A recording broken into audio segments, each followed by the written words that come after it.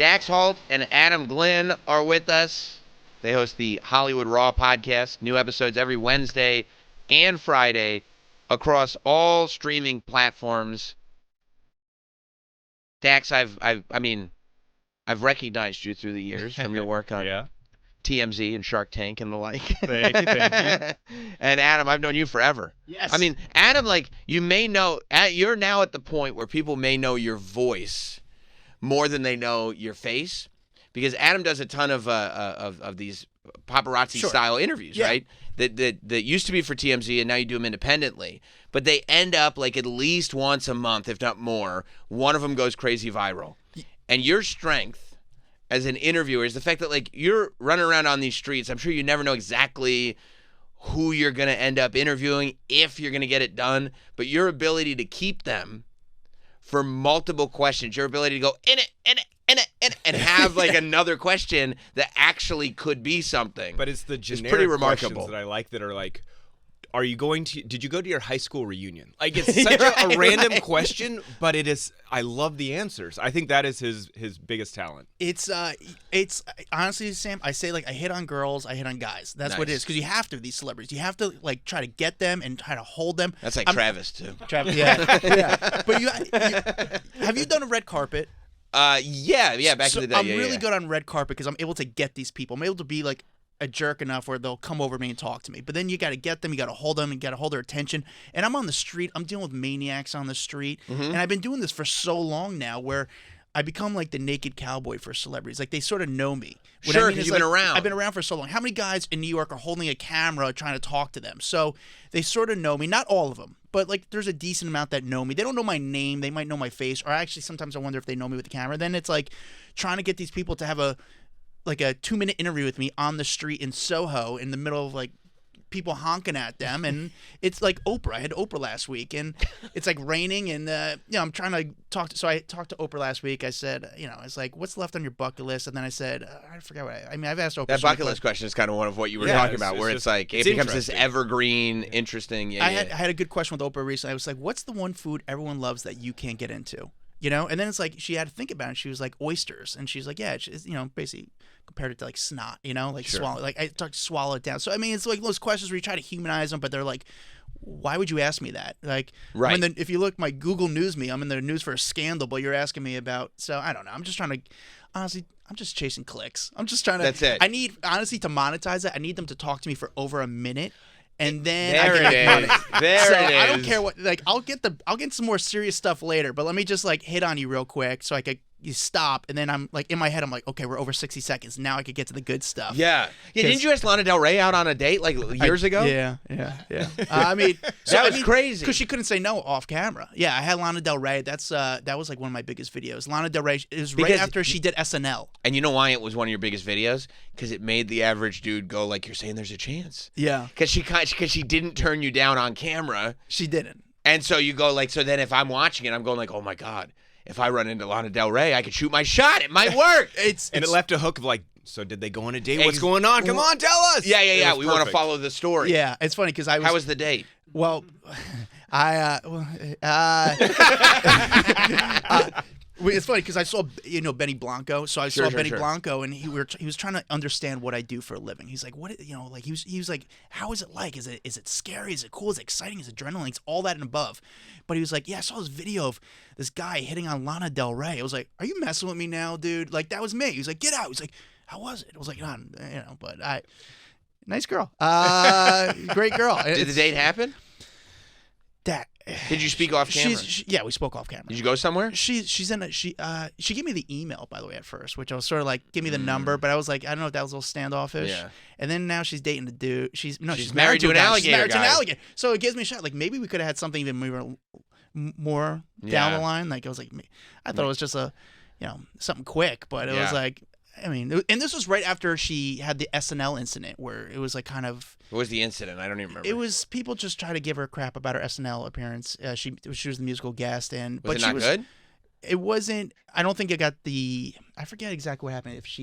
I don't know if it was a bomb or if it just didn't go the way she wanted. Maybe it didn't sound right, or gotcha. I don't know. I forget what happened, but super cool.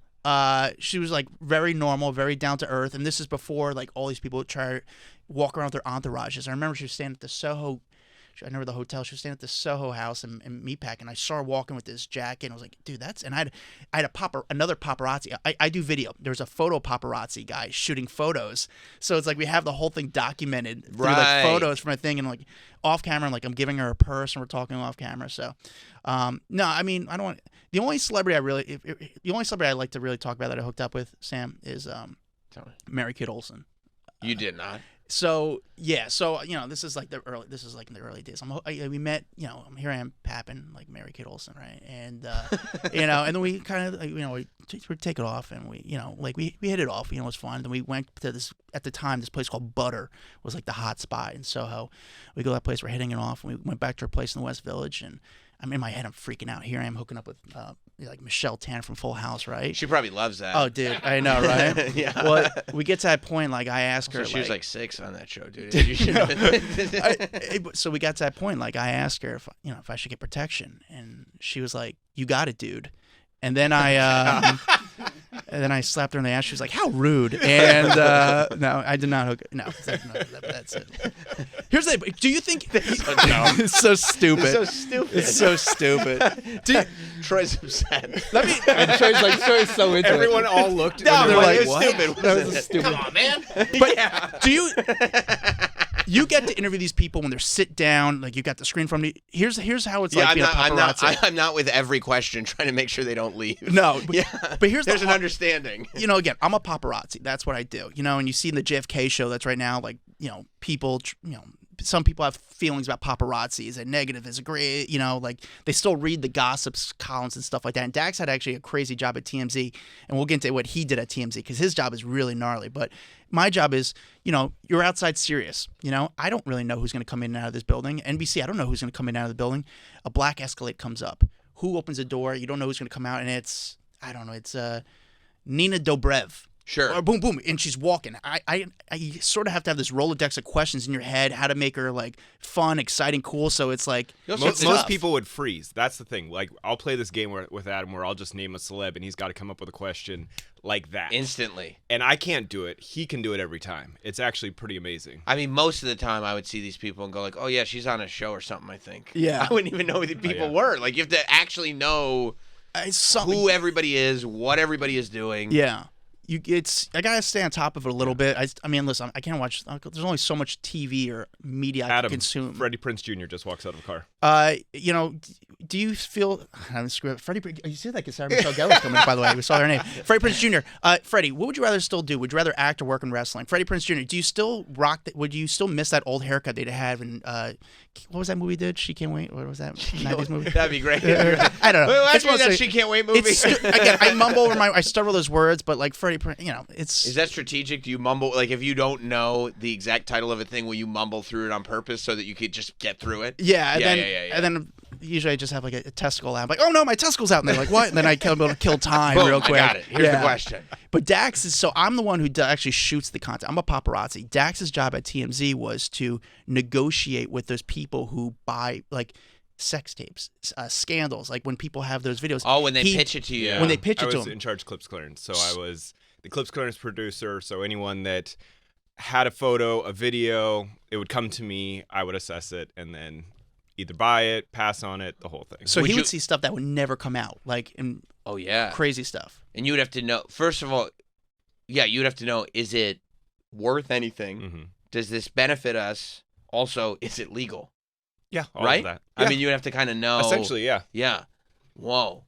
What was it? I mean, and then would you be able to talk about things that you saw that would never make it, or you just prefer not to? No, I wouldn't be able to talk about the ones that we passed on. I mean, there was ones that came out later that we had passed on famously, like Justin Bieber smoking out of the bong photo. Right. I think Harvey's talked about that one. Why'd you guys pass on that? I remember it just being a drug thing. A lot of drug stuff they won't do. It's just kind of you can't put it on TV, so it makes it a little bit difficult. Yeah, it's a tough one. I think we had passed on the Michael Phelps bong one as well at that time. Mainly anything with bongs in it. Yeah, like drugs. And then I would say there was a lot of stuff that got pitched over the years that it just felt icky. Sure. And so there was a sense of like, I don't want to do this. I mean, I remember paparazzi were kind of gnarly in the early 2000s where they would like shoot into a backyard. And we were like, nope, not touching that now stuff. it's an invasion. Yeah, it's total invasion. Yeah. And so we would pass on all of that stuff because you don't want to like incentivize them to continue doing it. Sure. So you got to pass on. You can't give them money for it. And so that was a lot of stuff we passed on. But yeah, I got to see a lot. It was a very I saw some sex tapes. You did? I saw some sex tapes. There was one time there was a sex tape of a celebrity, and I don't know if it's. I'd have to Google it, make sure. It's Rob Lowe? Not Rob Lowe. Oh. But there was it was based. I never saw that one. But there was a female celebrity. She was dating a guy before she was famous. I think and I don't want to say the name because I want to tell you the real story. And she was dating a guy before she was famous.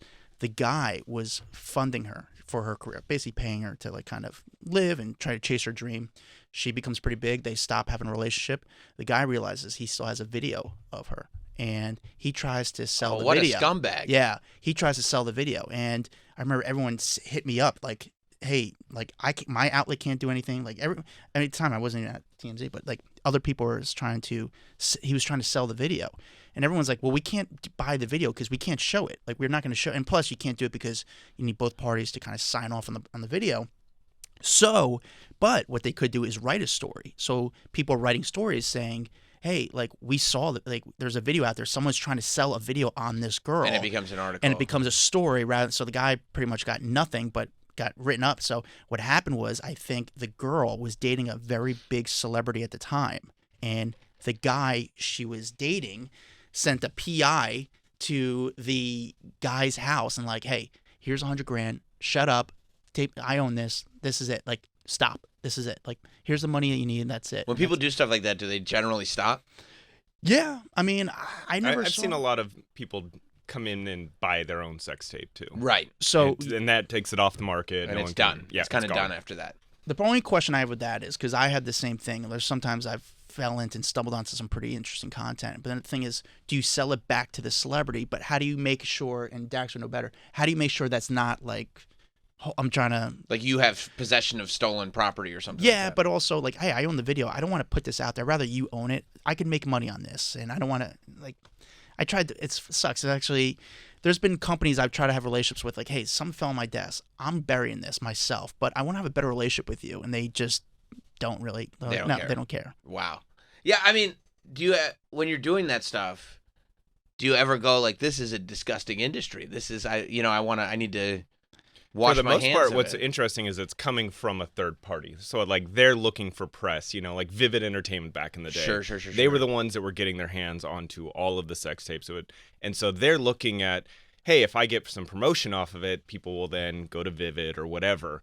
So most of the time it wasn't in the hands of necessarily the media outlet. Right. They're just reporting on it. And this happened a lot. I remember with like Jeremy Jackson, from Baywatch back in the day. He had a sex tape that was being shopped around. And TMZ was just reporting on it. They didn't have access to it. They were just reporting on the fact that it's being shopped. Being shopped around. Right. Yeah, it can get pretty weird. I personally try to add more value than try to bring people down. Like, I try to be like the middleman, like, hey, like, how do we make everyone happy? Yeah. And that's brought me more kind of success to what I do for a living, and it's got built more connections and burnt bridges. But it's obviously for what I do for a living, just having my job title as paparazzi, there's a stigma to it. Of course, and there's a leech it's tough. Sort of like, It's tough to kind of change that narrative. So on LinkedIn, I call myself a street journalist, a video, but honestly, it's just so I don't call myself a paparazzi. But again, but you understand what it is. I understand. There's definitely some weird, but also it's not me really.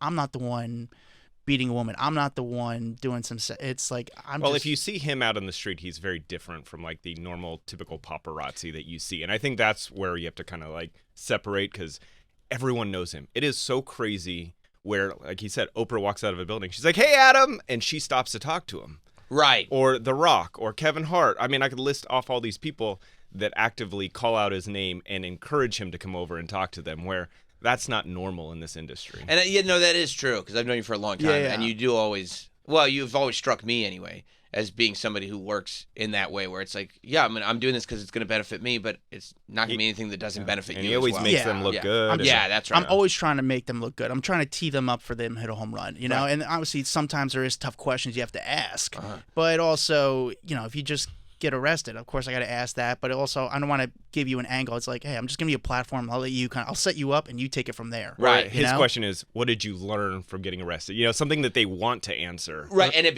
makes them look good again. It's a little more positive. Yeah, I remember I had this was back in the day, I had Orlando Bloom right after he got divorced from Miranda Kerr.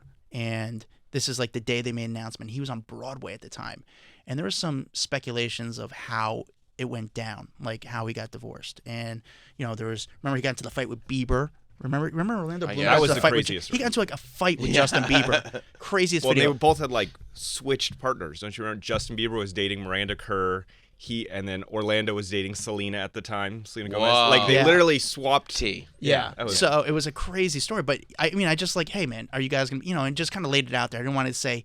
Obviously, some people look for the hit. Did Justin Bieber have something to do with it? But I was like, just tell me, like, how you doing? Like, you know, what's going on? Are you guys gonna be friends? And like, I'll let you kind of put it out there rather than I'm not trying to be an asshole. I gotta sleep at night, and I hope that people appreciate it and they sort of, you know, they remember that. Yeah. A lot of them do. Some of them don't. I guess some of them still think I'm not a good guy because of what I do. And I mean, that part's up. But again, from my experience, I'm sure like yours, the bigger the celebrity, the cooler they are. Right. You know, Oprah's awesome. Brad Pitt, awesome. Shaq, awesome. And then you deal with some of the other people, like, I don't know, she's pretty big. Like Lo Bosworth last night? Oh, yeah. Lo Bosworth was not cool. From the Hills. I don't Laguna know who Beach. that person is. Yeah, she was on the TV 20 years ago. She was not cool. Claire Danes. I mean, I could go on. Like, she's not nice. Not Claire Danes. Yeah, Claire Danes, man. Brutal. Had some Did weird. you ask her about my so-called life? I did not. See, I that's did the not. issue. I was a Homeland guy. Yeah, that was silly. yeah. You should have. That was a layup. Yeah. That was a layup. So. You, Dax, you were on Shark Tank, Yes, and you got to deal with Mark Cuban. I did. How real? Not real in the sense that obviously there's something happening, but like how much of an actual partner was Mark Cuban after the show? Oh, he's been great. Really? Like it is. He's been awesome. The thing is, my company Trophy Smack, because we sell like over the top, like kind of WWE style wrestling belts, customizable ones. Right. So they're like big, just awards. We do huge fantasy football trophies. That's the industry we got into, like just customizable dope awards. For like you, when you and your friends have like a fantasy football league. Yep. You can get a ridiculous championship belt Yeah, or over the top trophy or whatever. Because everything that was out there looked like something you get in Little League. Right. You know, the hologram columns. We're like, dude, this is for adults. Like, let's find something that adults are excited to display. We're grown-ups giving each other trophies, okay? What is every wife going to hate displaying in their house? That's what we need to create. And you do see that, right? Like these fantasy football guys who it's like when they win, they're literally wearing their belt. Oh, 100%. They wear their championship belt like around. Like, no, I won fantasy football. I won my league. You're hoisting it over your head. Like, that's what we wanted to get into, and it's exploded. But Mark's been great. I mean, whenever we need him, you can email him. It's Mark Cuban. He emails back in 10 minutes. Really? And I don't know how he has time to do it. Wow. But we've had some bigger issues where, like, our Amazon account got shut down, and we worked for 2-3 weeks to try to get it up, and we were like, all right, let's go to Mark. Let's ask him. He got it up in 30 minutes. Really? Yeah. What did he do? Do you know? He put He just in called the right guy. He's got a bat line into Amazon, and it was back up. And there was just something that was off, and he was able to get it fixed. Like, that's awesome. So those are the moments you're like, this is pretty cool. But it's also like real in the sense that you're a real person running a real company and have this real business shark that is on your side now. Yeah, and we had to go through due diligence after the show. It like, as much as you say deal on the show, you still have to prove yourself after the show that you weren't lying. Everything you said was accurate. Yeah, but assuming that everything you're saying is accurate, they really are going, no, I mean, based on this information, I want to invest in this company. Yep. How long is the pitch? So we were in there for a couple hours. Hours? Hours. You're pitching this company to the Sharks for hours? Yeah, I mean, they're asking all kinds of questions. You just don't see Of all course. of it. Yeah, but it it ended ended up up being like 7 minutes on air. Yeah. So and that's normal, right? Yeah. So they're doing like 7-minute pitches. The show's an hour, so you're, whatever it is. Like it ends up being 4 or 5 pitches per show, I guess. Mm-hmm. And they do it like, however many episodes, episode after episode after episode. And I've seen, like, when I'm watching the show, I will see the sharks in the same clothes that they were in when I was pitching to them. So I know they must have, watched 10, 20, 30 pitches that day because they're all in the same outfits. Like, how are you? But the fact that they're that into it, I mean, I feel like that it feels like it's an easy show to produce. Let's just not like Wheel of Fortune, right? Where you're like, we can knock out a year in a month. And I think they do that. I think they film a lot of episodes. Yeah, but if it's 2 hours to do a 7-minute segment, that's but maybe nuts. that was unusual. I don't know. Maybe it was because we had a decent company that they were excited about. They kept digging in, because we got an offer from Mr. Wonderful. Was he wearing a trading card?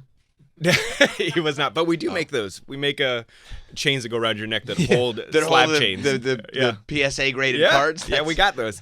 That's very smart. We don't have them covered in diamonds. We make them affordable. Yeah. But yeah, we got it. And then Lori was going to give us an offer, but Cuban said, if you even listen to her offer, I'm out. And so you're like, so we took his offer. Wow. Do you, when you're doing that 2-hour pitch, when you're on that show, how long before you kind of forget you're on television and are just like in a pitch meeting? Or are you kind of conscious of being on TV the full 2 hours? I guess you're not so worried about the cameras. You're more worried about your answer to the shark, I would say. Because you are sitting there and you've got all 5 sharks staring at you. And you want to make sure that your answer is attractive to them. So you don't even think about the fact that this is also a giant commercial for your business. You forget. Right. That part you black out. Right. Because you're in the moment. You want to talk. So I would say that part I forgot about. It's just making sure that your answer is kind of what they want to hear at the end of the day. Wow. And my business partner and I mean, we spent, because we drove to Vegas, because this was right in the middle of COVID. Like, you couldn't get on a plane. It was in a bubble, the whole thing.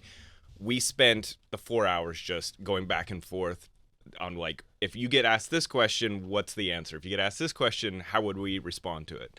Man. So we were playing out every scenario in our heads. And realizing, too, that, like, they could go on and just be like, no, this is stupid. Instantly. Right? Yeah, I'm sure there's a lot of people that get up there and because everybody who goes on that show is convinced they have a great idea. Uh-huh. They're not going on that show otherwise. Of course. Wow. But I think it's also like American Idol and the fact that they are going to let some terrible products go through just to cancel them and say no, and everyone's out. Yeah. Like going on. I mean, I watch those like YouTube montages all the time, like just the worst pitches where they just, and I mean, dude, and it's probably because they're cranky from working hours and hours and hours on this show. But when they bring somebody in and they just start getting like lambasted, just sitting there going like, this is a scam. And you're a scam artist. You're a bad human being. I'm always surprised that everyone kind of gets through their monologue as well as they do. Because there's a lot of pressure. I mean, I've done a lot of TV over the years. So like when the doors open, I felt pretty confident going in. But for these people that haven't done that and having 5 sharks stare at you and you have to remember your like 2-minute monologue at the beginning. Yeah, if you're just building a business in your house, like you've Yeah. never done any kind of TV, because I would bet the vast majority of people on that show over the years have never done television. Correct. And so the idea that you're going from just like making products in your house to monologuing not only your business in front of business people on television, but they've all become TV stars. Yeah. Like this show is huge. Huge. So you have to lock. You're right. You have to lock that out and just get through your pitch. Get through it, and it's a different ball game when you got. Again, I didn't notice the cameras as much, like it just wasn't in my head. But looking at the sharks is very intimidating. What was it like when you watched it back? I just thought, wow, that was really quick. Like they edited down that to 7 minutes, so I was kind of surprised how quickly it went down. But everyone said they loved it. It was fun. I mean, the recognition that it brought Trophy Smack like overnight was really cool. Right. Yeah, what's it like so the next day after it airs, the first time it airs, what was like the web? Was your website getting tons of clicks? Or? Oh yeah. So we're not like a Scrub Daddy though. It's not an impulse purchase. A trophy. You kind of have to have a reason to buy it. So I would say the traffic spiked massively. The sales weren't there, but the sales came. When it was in season. When it was fantasy football time. When it was, if anyone, wants a belt for a birthday present for dad. Like those are the times where they think of us because it was just great promotion. Yes, totally. And now, like, CNBC is airing those episodes all the time. The amount I get texts all the time. So It's you the know best when commercial. it's on. It's yeah. the best commercial. I never for a know when brand. it's on, but I get a text. Meaning of, like you know when it was just on. Yeah. Yeah. And then we'll have random spikes in sales, and we're like, what the heck happened? Like it's a random Thursday afternoon. Why did we get a massive? Oh, There. Shark Markets are Tank closed. Shark Yep. Tank's on CNBC. But are you allowed to say that you're a Shark Tank product? Are you allowed to put that on your website? Yeah, at all? yeah. Oh, you can. Yeah, I don't think that they have any issue with that. I think that they take pride in knowing that these companies have become successful, and as seen on Shark Tank. Because as seen on TV, I think you had to pay for that. Like that was like Somebody the whole- owned it. Somebody, yeah. So you had to pay for But that. I guess that does benefit the show where people Yeah. are watching now because they become invested because like Scrub Daddy becomes a household name. Even the stuff like I think that they kind of took ownership over the fact that they turned down Ring Mm-hmm. and now everybody has a Ring, but just like figuring out how they can associate their show with that product. And now the it's fact like that they brought him, the CEO, back, like Yes. they understand the value. I did have to license photos from, I think it was ABC, so Oh, you that I did? could use our still images from. but that the makes sense. set. That's their Yeah. property on the set and everything in their show. So I can use those. Yeah, that's really funny. Yeah, I think when DDP did Shark Tank with DDP Yoga, he didn't get a deal, but I think he said he made $1 million within 24 hours of the show airing.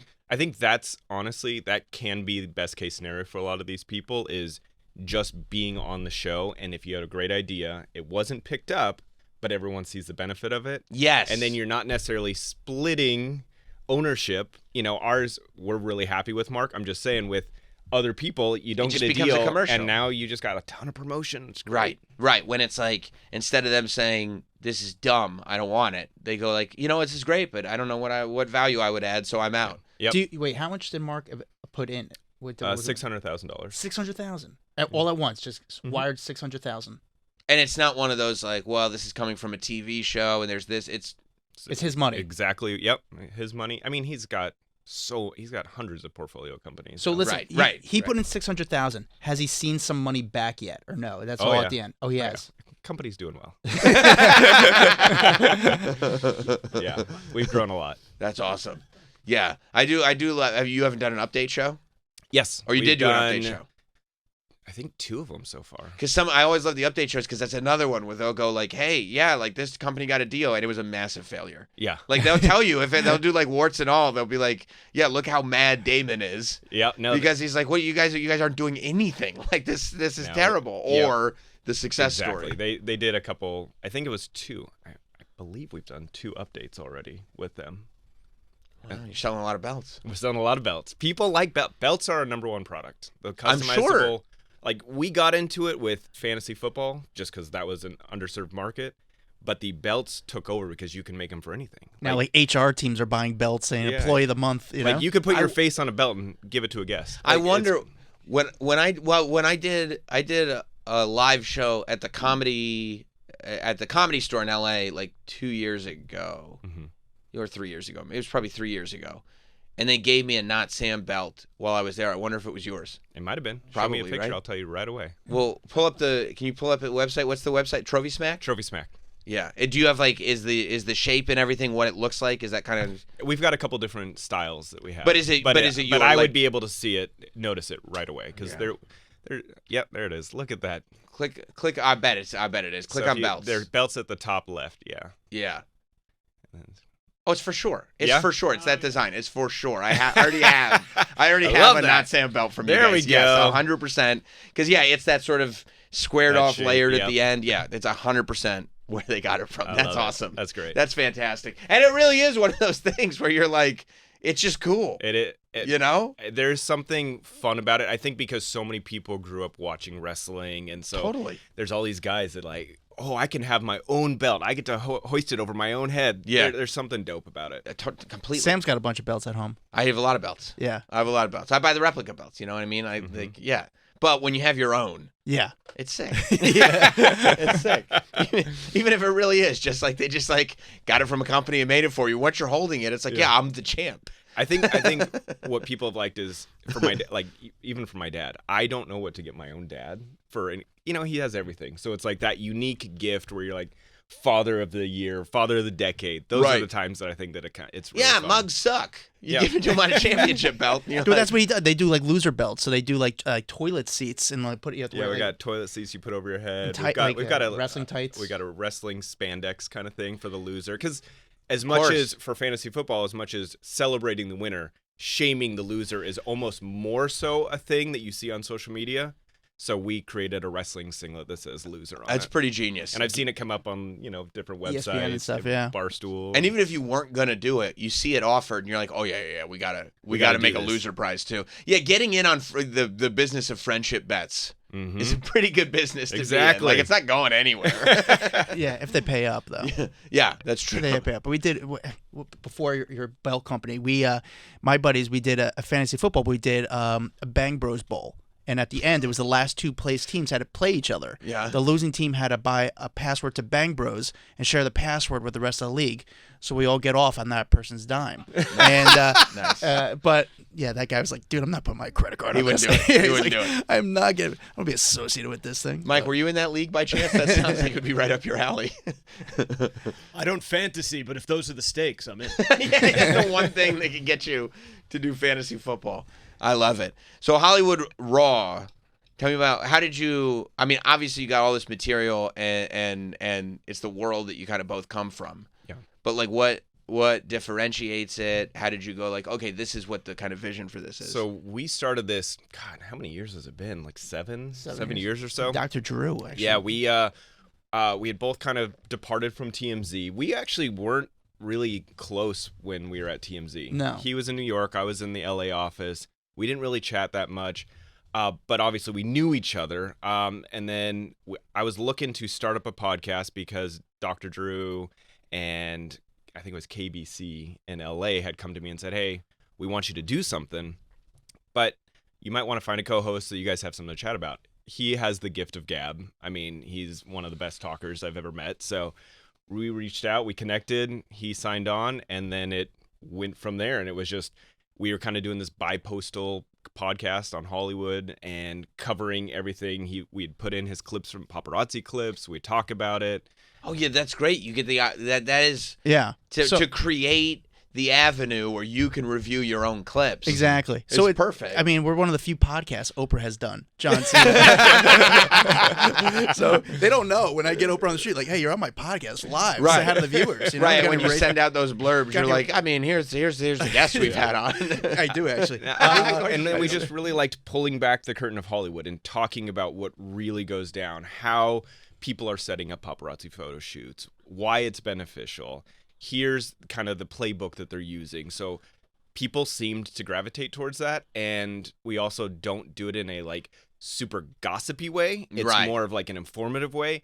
And so we've noticed a lot of men and women both enjoy the podcast because it appeals to everyone. Totally. We like to say we humanize it. You know, we want to hear how paparazzis work. So we actually have like paparazzis on the show. We have publicists, we have celebrity bodyguards, and just hear their stories from their experience from on the red carpet. Because you see, you know, like the Oscars were this past week. Yeah, it's all, you know, everyone looks great, but as soon as curtains go down, you don't realize there's a Pacific Sun behind there. There's a Dunkin' Donuts. Like it's a shitty area. That's so funny. It's a terrible spot. So it's like, so we talk about what the vibe is really like, and you know, for me, it's like I'm always curious. People who meet a lot of people like yourself, it's like, what you think of them? Were they cool? Were they nice? And it's like, so we like to just feel like the how these person people really are. Adjacent to the celebrity is sure. sometimes the most important. And I think that's what like the bodyguards, we've had private flight attendants, just people that are interacting to understand what are they ordering when they get on a private flight. Yeah, and just that I don't weird know why human that's interesting. It's that human curiosity, and, right? And I think her answer was like peanut butter and jelly sandwich was the number one thing ordered by celebs on private jets. That's and sick. that to me is so random, but I love that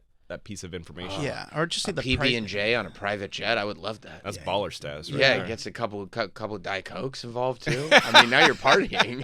It's also that like sounds amazing. when you have like people on like some musicians, like just talk about like how it is backstage, where it's like, yeah, you want to have this cool, elaborate Guns N' Roses style backstage, but like you're also paying for that. So Totally. you know, some of these people don't realize like, yeah, your first time on tour, you're gonna have, you know, yeah, I want, you know, like lobster rolls and I want all this stuff, but then you realize like, we're paying that bill every single night. That adds up. Yeah, why don't you just give us some crudité? How about some bagels? Yeah. Hey guys, bring some bagels and bring your own cream cheese. It's, hey, when they're outside, like, because obviously you would interact with like the autograph hunters and super fans too. They're just looking for photos and stuff, right? Yeah. So like when they're getting you to sign those like white glossy board things, what are they doing with them? Like when eBay. it's just a white one? When it's just the white glossy. They print a picture on it. So yeah, you print a photo on that. And you can print whatever you want. Some celebrities. Oh, but you don't. Females, They don't. They're not like copying the.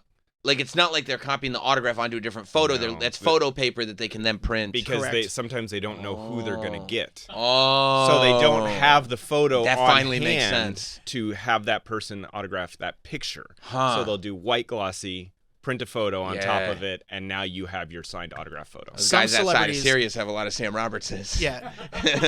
Dude, yeah. Those. I mean, there's. They right keep now. asking me to sign these white sheets, A lot and of I'm people like, "What won't do you?" sign them. Go check on eBay. See what your price is. Interesting. Yeah. So I mean, they'll get. A lot of females don't like to sign those because they don't know what photos are going to put on there. Oh, because they'll put the nudes They'll or put whatever. nudes on that. Oh, People are I like, got to "I make sure they're wanna not sign a putting my nude." nudes on Some there. people don't want to Dude, sign I because bought 3 of your nudes. Damn it! Autographed. Oh man! No! I got 2 nudes and a mugshot. No! Yeah, but then you get the what's it called? The boxes, the Funkos. Oh, so yeah, the, no, the I've- glossies, the Funkos are really popular. So those guys, I mean, here's the thing: is Sarah Michelle You know what Gellar- they do with the Funkos? Because I've talked to Matt Cardona. Used I to do, be, yeah. He is furious about this because he's a collector. He knows the community too well. Yeah. He won't do it. So they because everybody loves those Funkos now. So they come in like this box that has the plastic window on it.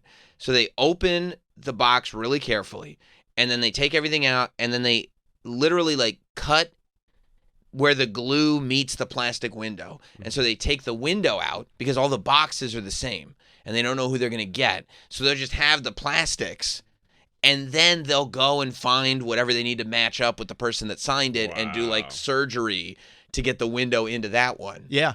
I mean, it's smart. You can make a lot of money. So what I they're mean, doing. Sarah Michelle Gellar, her autograph's probably worth maybe $100 because she does like Comic-Cons Really? and stuff like that. However, the autograph for the professional guys that stand outside here, outside NBC, they might get, I don't know, $25, $40, let's say $50, $25 to $50 per autograph. If she signs From like a dealer or something or from so a they'll fan? work for this is like the autographer is gonna get like, so what they'll do is they'll send it to a dealer.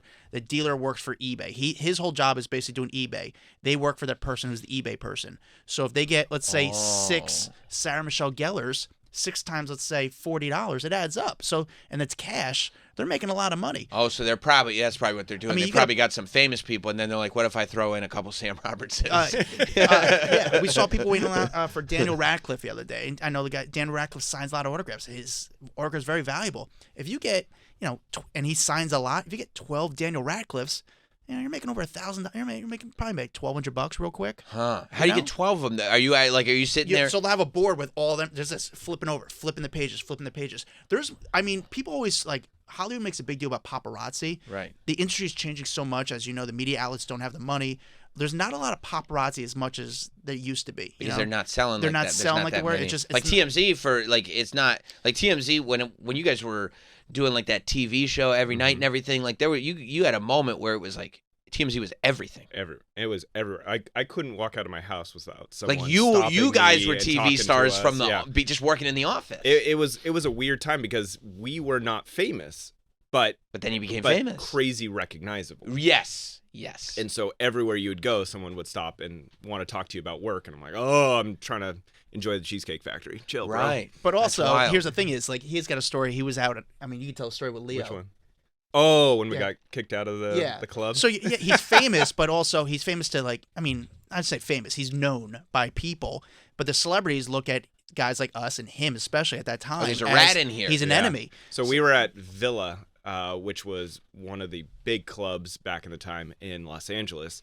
And I was out with, do you remember Max? He had the long blonde hair, the surfer dude. guy. Oh, off sure. the show. Oh, yeah, I remember that dude. So we had gone out one night to party with a photo agency or something like that. We got a booth at Villa upstairs. We had sat down. We had just opened the bottle. Leo showed up.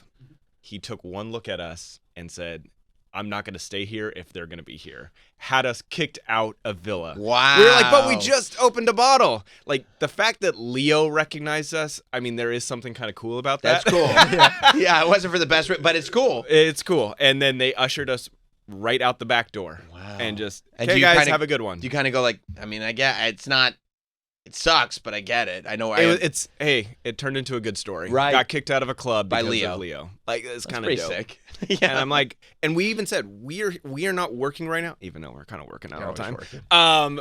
But it was still a really fun moment to just talk about. Yeah. But now there's big money in the autographs. You're saying. There's more money in autographs than honestly. I mean, paparazzi can still do well. I mean, if you hit the right stuff, if you get a photo of Taylor Swift is always gonna make money. You know, right now this Bachelorette girl is, if you get some good content on her, it could probably make some. You know, you're chasing the news cycle, but the autographers are worse than paparazzi ever was. I mean, they're insane. You know, as paparazzi, we're always back. You know, for me, I'm a little bit closer because I do video, so I'm not going to be right on top of it, but I need to get a few feet away so I could get you in the frame. Photographers are going to be a couple feet even more back because they're trying to get the shot as well. The autographers are right on top of you. And, hey, if you're signing or if I know you signed, they're not going to stop. They're going to keep flipping. And especially in New York City, I knew a guy who was on yesterday. There was like Chris Pratt and Charlie Day were in New York. And it was the St. Patrick's Day parade. So the traffic was insane. So the guys kept hitting red lights. Every light, they just walk up to the car. Hey, can you sign? Hey, can you sign? Can you sign? And they keep going. They followed him all the way down through Midtown. Can you sign some more? Can you sign some more? The guy told me he got like almost 100 Charlie Day autographs. He's like, yeah. I was like, was he cool? He's like, I got 100 autographs. I think he was pretty cool. Yeah. You know? And he's got pretty much paid writer's his rent. cramp. Yeah. Like the guy's got marker all over his hand, but he signed like a ton of autographs. I mean, I think it would be okay if some of them were like, I'll sign like one or two. Yeah, I'm good. Like, I'm not going to sign pages of autographs for you. Sometimes what they'll do, the autographs, the celebrity will say, hey, who's it out to? Because they think they got him. You know? Oh, no, like, I know that trick. You know, so they'll say, make it out to Lou. And then they put Lou, and then what they'll do is they'll kind of draw their own things and say, to Love. Or Love. Right. You know, Freddie Prinze Jr. Or there are things you can sign where they can like kind of they can smudge out the name on it. So they'll give a marker where they can smudge a little bit. Oh, yeah, yeah. exactly. So you can smudge. But there's, I mean, the autograph memorabilia business, as you know, there's a lot of money there. So, I mean, there's been times I'm like, should I be just asking for autographs? Like, what am I doing trying to make content? How do you like certify that it's because like also when you stop somebody on the street to get an autograph, they're just like real quick chicken scratch. Like, wouldn't it be more cost effective to just fake the autograph? Great question. So what these guys do you. now, great question, Samuel. They're wearing glasses, the glasses with the cameras. So they're verifying right there. So they'll do it, then they'll hold it up. So like, hey, here's the verification right there. Wow. Sometimes, and I've done this before, if I'm friends with the autographer, because I'm friends with some of them, they do help me out with some tips every now and then. Sure. They'll say, hey, can you send me that video? So they'll ask for the video of like, hey, I have proof.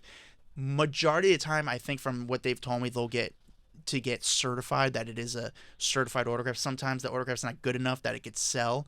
But it's funny because like Leo, when Leonardo DiCaprio signs an autograph, it's like a check.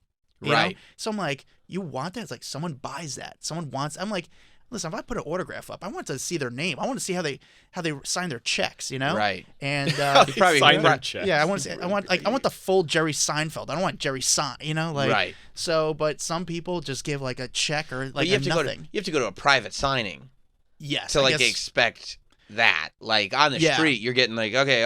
Especially if you ask for 100 photos to get signed. Well, again, that also goes into the marker they sign with. So sometimes if they, some people say, I don't want to sign on a blue Sharpie. They'll only do black. So if you were trying to sell it, someone's like, oh, you didn't get it like, kind of got it a weird way, and it's not. But if you get the blue autograph, sometimes Because they only sign blue because they understand. Yes. And there is a weird industry that a lot of people don't know about where big celebrities will get paid to sit down in a room and autograph hundreds of things because they're getting a cut of it. Yes. Making a lot of money. And people don't Cash. realize that they think, oh, every autograph is signed out on the street or whatever. Nope. They'll sit down, do a private sign signing, 1,000 things, right?